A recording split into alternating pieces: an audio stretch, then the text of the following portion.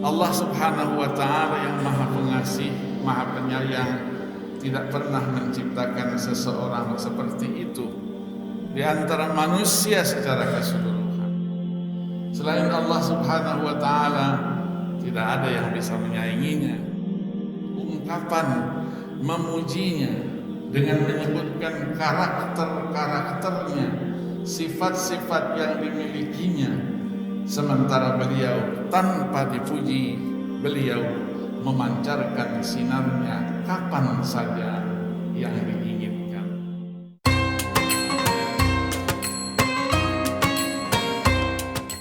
Jamaah yang dimuliakan oleh Allah, untuk hasil yang maksimal dalam menyaksikan video ini dapat menggunakan headset, earphone, atau alat bantu dengar langsung lainnya. Sudah? Mari kita saksikan.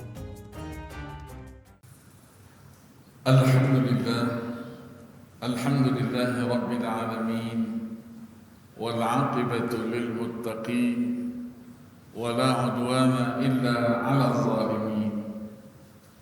Asyhadu an la ilaha illallah wahdahu la syarika lah, wa asyhadu anna sayyidana wa nabiyyana Muhammadan 'abduhu wa rasuluh, sayyidul awwalin wal akhirin, wa imamul anbiya'i wal muttaqin. Allahumma salli wa sallim wa barik ala sayyidina Muhammad wa ala alihi wa ashabihi ajma'in. Amma ba'du, fa ya ayyuhal muslimuna rahimakumullah, ittaqullaha haqqa tuqatih wa la tamutunna illa wa antum muslimun. Saudara-saudara sidang Jumat yang berbahagia, melalui mimbar khutbah Jumat pada hari ini kembali kami sebagai khatib mengajak pribadi kami terutama dan saudara-saudara sidang Jumat yang berbahagia untuk selalu meningkatkan ketakwaan kepada Allah Subhanahu wa Ta'ala. Takwa dalam arti kata yang sebenarnya, takwa di dalam perkataan, takwa di dalam perbuatan, takwa di dalam seluruh aktivitas keseharian, takwa dengan menjalankan perintah Allah dan menjauhkan diri dari segala larangannya.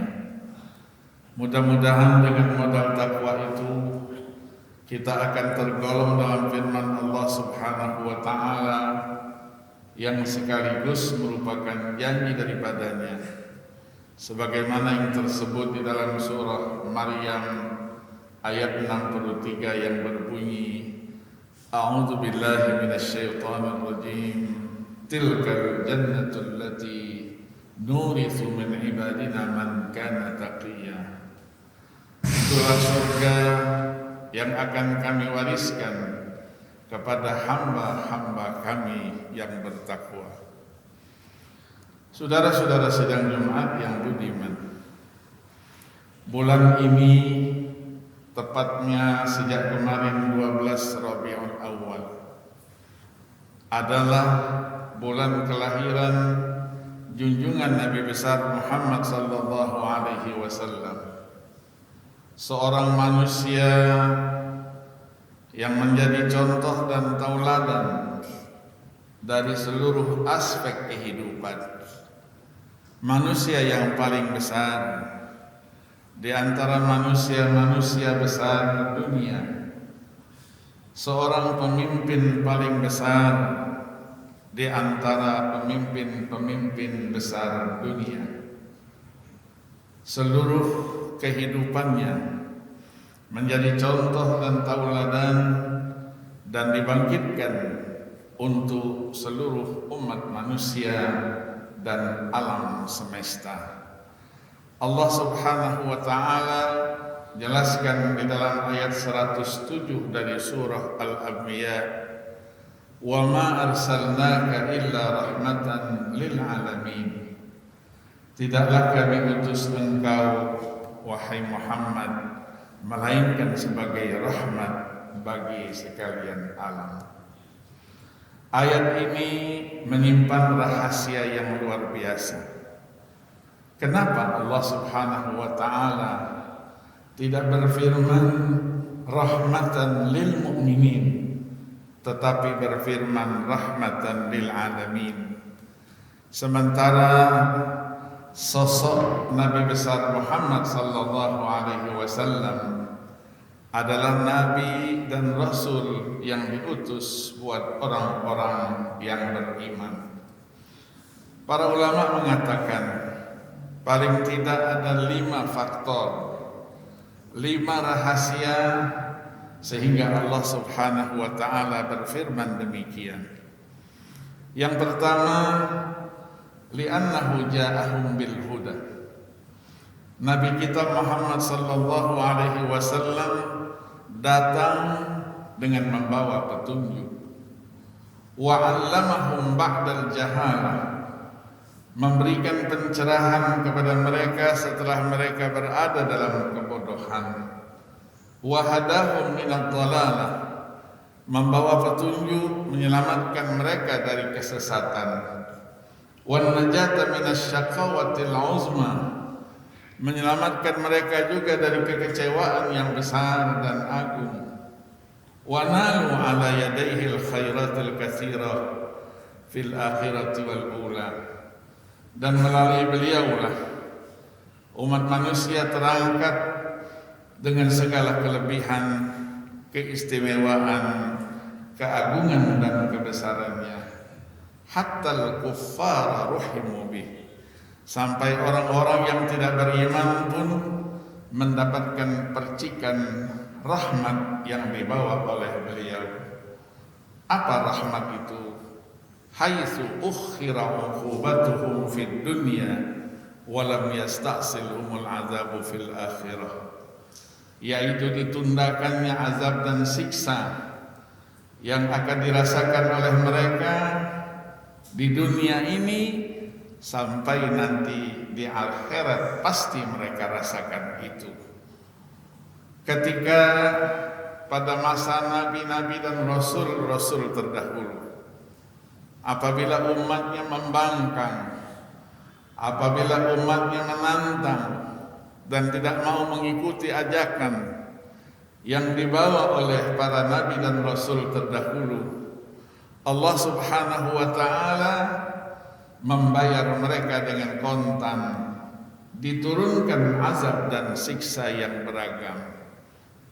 Itulah firman Allah dalam surah Al-Ankabut ayat 30 yang berbunyi fakullan akhadna bidzambi faminhum man arsalna alaihi hasiba wa minhum man akhadathu as-sayha wa minhum man khasafna bihil ardh wa minhum man aghraqna wa ma kana Allahu liyadhlimahum walakin kanu anfusahum yadhlimun. Semuanya kata Allah kami binasakan, kami celakakan, kami turunkan azab sesuai dengan dosa dan kesalahannya. Ada yang dikirim angin yang panas, ada yang dijadikan terbenam dia ke dalam, masuk ke dalam bumi, ada yang tenggelam di lautan. Semua itu kata Allah bukan karena Allah menzalimi mereka, tetapi mereka sendiri yang menzalimi dirinya.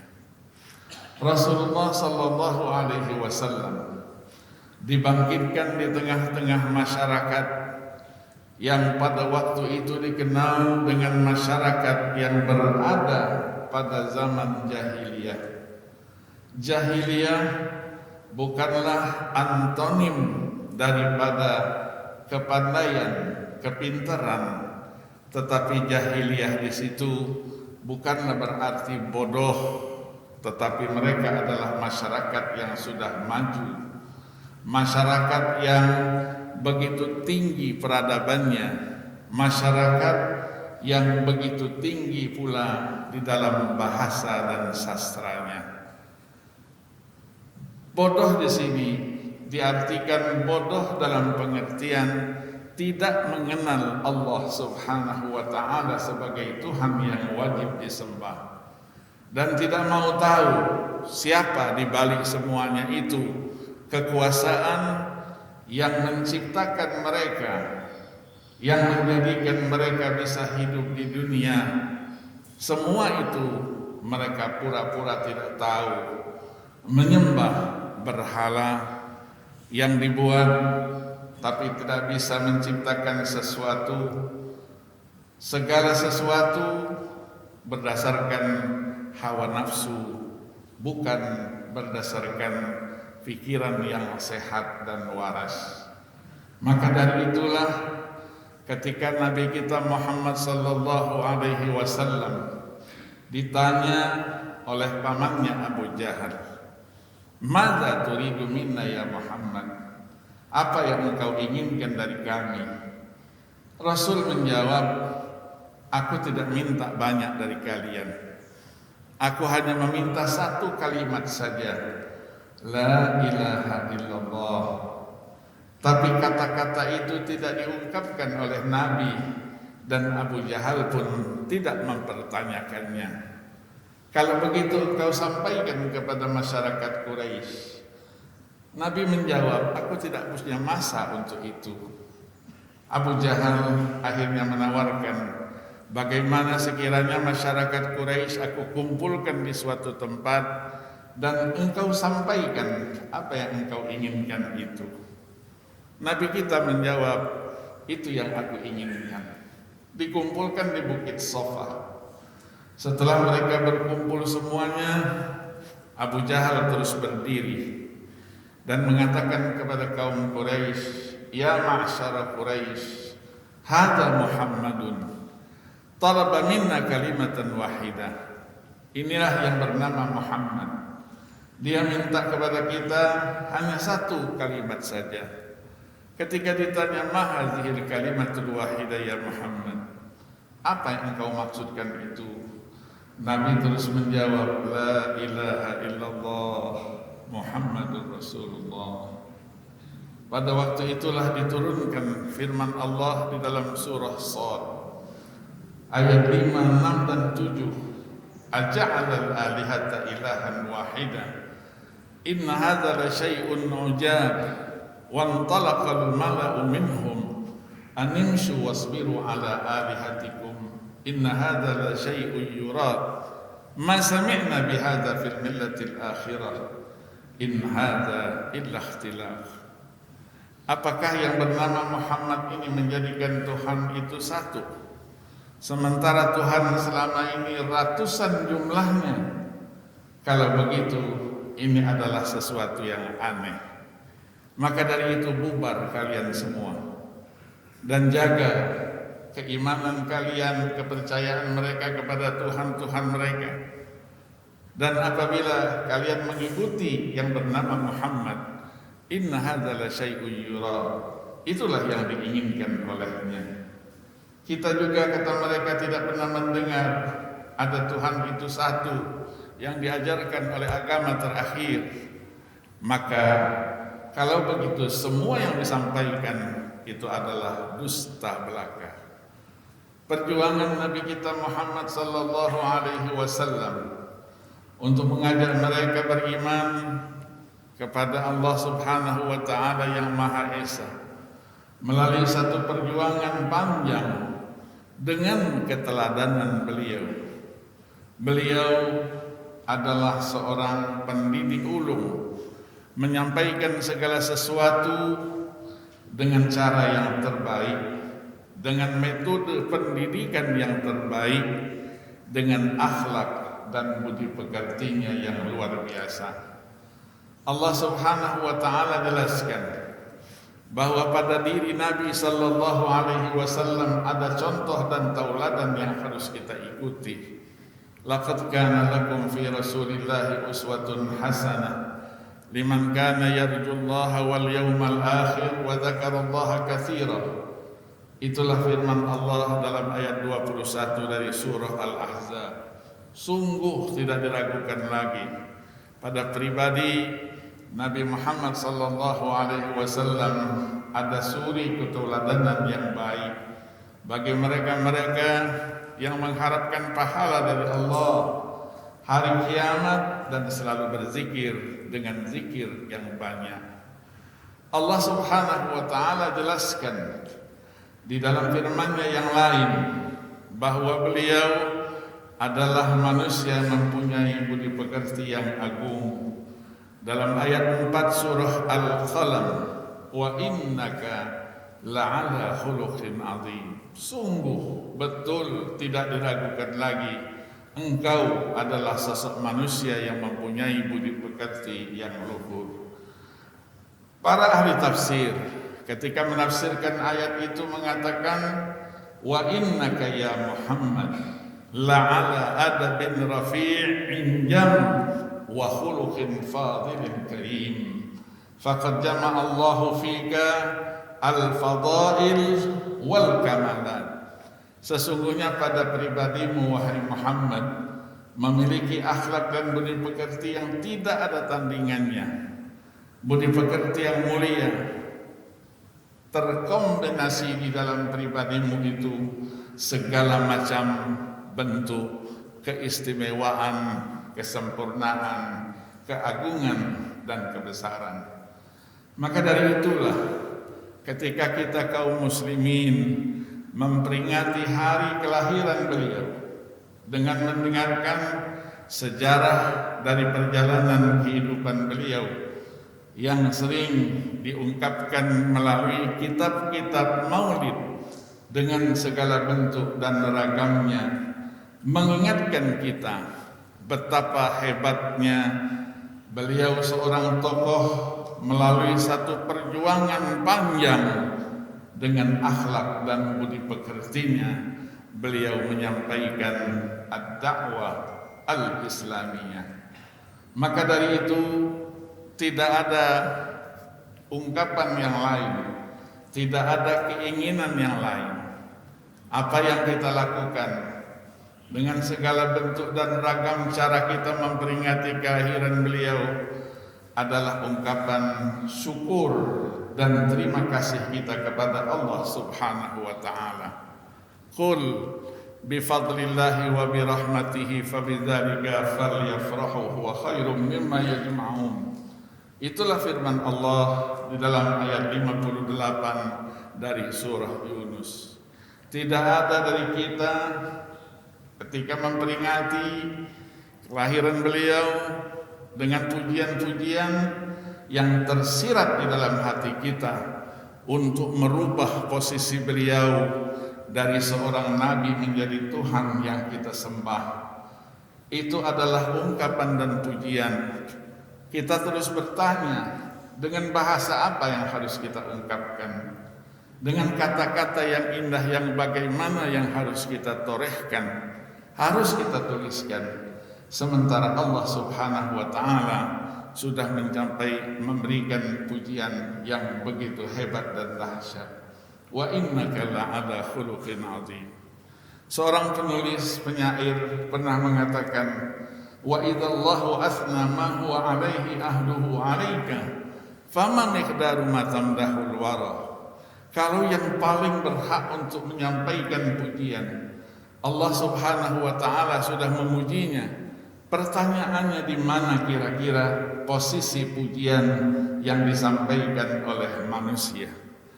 Dari itulah manusia sebagai umat Nabi besar Muhammad sallallahu alaihi wasallam meyakini bahwa Allah Subhanahu wa taala tidak pernah menciptakan seorang manusia sosok seperti junjungan Nabi besar Muhammad sallallahu alaihi wasallam. Seorang penyair pernah menyampaikan di dalam bait syairnya, lam yakhluqir rahmanu mithla Muhammadin bainal wara basharan 'alal itlaqi. Allah Subhanahu wa taala yang Maha Pengasih, Maha Penyayang tidak pernah menciptakan seseorang seperti itu di antara manusia secara keseluruhan. Tetapi kata beliau, banyak manusia yang tidak tahu tentang kebesaran dan keagungannya.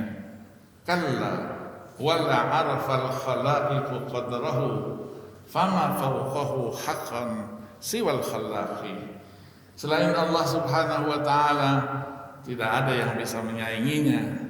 Itulah pencipta yang menciptakan segala sesuatu dengan hikmahnya. Terus bertanya, madza aqulu bi wasfihi wa madihihi wa sanahu dauman bahirul isyraqi. Apa yang aku bisa sampaikan? Ungkapan memujinya dengan menyebutkan karakter-karakternya, sifat-sifat yang dimilikinya, sementara beliau tanpa dipuji, beliau memancarkan sinarnya kapan saja yang diinginkan. Wa huwa alladzi ursila lin-nasi rahmatan wa ata yatimmu makarimal akhlaqi. Beliaulah yang diutus sebagai rahmat bagi sekalian alam, dan beliau datang dengan membawa budi pekerti. Itulah yang disebut dengan Asy-Syama'il Al-Muhammadiyah. Cerita tentang beliau bukanlah cerita dongeng belaka. Katanya, menurut ceritanya, kabarnya, tetapi semua cerita itu sampai kepada kita melalui jalur periwayatan yang dapat dipertanggungjawabkan secara ilmiah. Maka dari itu sebahagian dari para ulama menorehkan, menuliskan karya-karya monumentalnya. Di antaranya adalah Al-Imam At-Tirmidzi, Abu Isa Muhammad bin Saurah, yang wafat 279 Hijriah, dengan karyanya Asy-Syama'il Al-Muhammadiyah. Al-Imam Al-Baghawi, seorang mufassir dan muhaddis pada abad ke-6 yang wafat 516 Hijriah, menuliskan karyanya juga 2 jilid besar, Al-Mukhtar fi Syama'ilin Nabiyil Mukhtar, dan seterusnya sampai dengan Al-Imam Ibnu Katsir yang kita kenal sebagai seorang mufassir abad ke-8 Hijriah yang wafat 774 Hijriah, menuliskan pula karyanya dengan judul Syama'ilur Rasul sallallahu alaihi wasallam, dan seterusnya sampai dengan sekarang ini. Para ulama-ulama kontemporer menuliskan karya-karyanya yang diberi judul Syama'ilul Mustafa, seperti Syekh Wahbah Az-Zuhaili yang wafat 1436 Hijriah yang lalu. Begitu juga As-Sallabi dengan karyanya Asy-Syama'il Al-Muhammadiyah dan lain-lain sebagainya, menjadikan rujukan kita bahwa Nabi Muhammad sallallahu alaihi wasallam adalah sosok yang penuh dengan ketauladanan, contoh buat kita semua dalam seluruh aspek kehidupannya. Maka dari itu, sebagai umatnya, untuk bisa menanamkan cinta kepada beliau, cinta kepada beliau tidak lain adalah dengan menjalankan syariat yang beliau sampaikan kepada kita. Apabila kita bisa melaksanakan itu, dijamin Allah Subhanahu wa Ta'ala pun akan mencintai kita dan mengampunkan dosa dan kesalahan. Qul in kuntum tuhibbunallaha fattabi'uni yuhibbukumullah wa yaghfir lakum dzunubakum wallahu ghafurur rahim. Itulah firman Allah ayat 31 dari surah Ali Imran. Katakan ya Muhammad, kalau mereka cinta kepadamu, maka ikuti aku. Ikuti aku artinya melaksanakan ajaran-ajaran yang dibawa oleh junjungan Nabi besar Muhammad sallallahu alaihi wasallam. Maka Allah pasti akan membalas cinta itu. Ampunkan dosa dan kesalahannya, dan Allah Maha Pengampun lagi Maha Penyayang. Orang yang bisa mencintai Nabi, di samping melaksanakan ajaran yang beliau bawa, juga melanjutkan perjuangan yang beliau lakukan, senantiasa memperbanyak menyebut nama beliau dengan membaca sholawat dengan segala macam ragam dan bunyinya, dan juga tidak lain kita menanamkan cinta itu agar beliau mencintai kita. Beliau mengatakan di dalam sabdanya, nanti pada hari akhirat seseorang itu akan bersama dan berkumpul dengan orang-orang yang dicintainya. Al-mar'u ma'a man ahabba. Mudah-mudahan dengan peringatan Maulid yang tidak lain tujuannya mengingatkan kita kepada perjalanan kehidupan beliau yang penuh dengan contoh dan ketauladanan itu, menjadikan kita orang yang cinta kepada beliau, orang yang berjanji untuk melaksanakan dengan baik ajaran-ajaran yang beliau bawa. Amin ya rabbal alamin. Untuk itulah maka di antara pesan-pesan beliau bahwa selama kita hidup di dunia kita diberikan kebebasan untuk itu. Tetapi ingat bahwa di balik kehidupan itu akan ada kematian dan ada pembalasannya. Isma syi'ta fa innaka mayyitun wa'mal ma syi'ta fa innaka majziyun bih. Sekecil apapun apabila itu adalah kebaikan, Allah berjanji akan membalasnya dengan ganjaran pahala yang berlipat ganda. Sebaliknya, apabila yang dilakukan itu adalah pelanggaran, Allah pun sudah mempersiapkan azab dan siksanya yang pedih. Apa yang sudah kita persiapkan untuk itu? Mari kita renungkan firman Allah Subhanahu wa ta'ala di dalam surah Al-Hasyr ayat 18 yang berbunyi, A'udzu billahi minasyaitonir rajim. Bismillahirrahmanirrahim. Ya ayyuhalladzina amanu taqullaha wal tanzur nafsum ma qaddamat lighad wattaqullaha innallaha khabirum bima ta'malun. Wahai orang-orang yang beriman, bertakwalah kalian kepada Allah, dan hendaklah setiap pribadi memperhitungkan apa yang sudah ia persiapkan untuk hari esok. Bertakwalah kalian kepada Allah, sesungguhnya Allah Maha mengetahui apa yang kalian kerjakan. Barakallahu li wa lakum fil Qur'anil azim wa nafa'ani wa iyyakum bima fihi minal ayati wadh-dhikril hakim wa taqabbala minni wa minkum tilawatahu innahu huwas samiul alim. Aqulu qawli hadha wa astaghfirullah al-azim li wa lakum wa li sa'iril muslimina wal muslimat wal mu'minina wal mu'minat fastaghfiruh innahu huwal ghafurur rahim. Alhamdulillahi hamdan katsiran kama amar.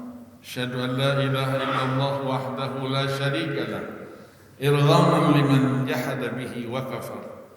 Wa asyhadu anna sayyidana wa nabiyyana Muhammadan abduhu wa rasuluh sayyidul khalaiqi wal bashar. Allahumma salli wa sallim wa barik ala sayyidina Muhammad wa ala ali sayyidina Muhammad masabihil ghurab. Amma ba'du fa ya ayyuhal muslimun rahimakumullah. Ittaqullaha haqqa tuqatih wa la tamutunna illa wa antum muslimun. I'lamu anna Allah subhanahu wa ta'ala qad shalla ala nabiyhi qadima faqala jalla jalaluhu 'alima inna Allaha wa malaikatahu yusalluna 'alan nabi ya ayyuhalladzina amanu sallu 'alaihi wa sallimu taslima.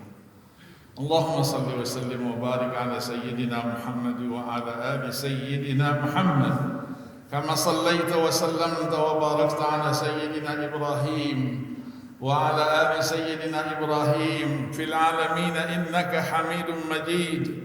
Warda Allahumma 'anil khulafa'ir rasyidin Abi Bakr wa Umar wa Uthman wa Ali wa 'an sittatil baqin min 'asharatil kiram wa 'an ammi nabiyika khairin nas وعن أزواجه الطاهرات أمهات المؤمنين وعن أصحابه والتابعين والتابع التابعين لهم بإحسان إلى يوم الدين. اللهم انصر من نصر دين محمد واخذل من خذل المسلمين. اللهم اغفر لنا وللمسلمين والمسلمات والمؤمنين والمؤمنات الأحياء منهم والأموات إنك سميع قريب مجيب الدعوات يا قاضي الحاجات. ربنا آتنا في الدنيا حسنة وفي الآخرة حسنة وقنا عذاب النار. عباد الله، إن الله يأمر بالعدل والإحسان وإيتاء ذي القربى وينهى عن الفحشاء والمنكر والبغي يعظكم لعلكم تذكرون. فاذكروا الله العظيم يذكركم وادعوه يستجب لكم واشكروا على نعمه يزدكم ولذكر الله أكبر والله يعلم ما تصنعون.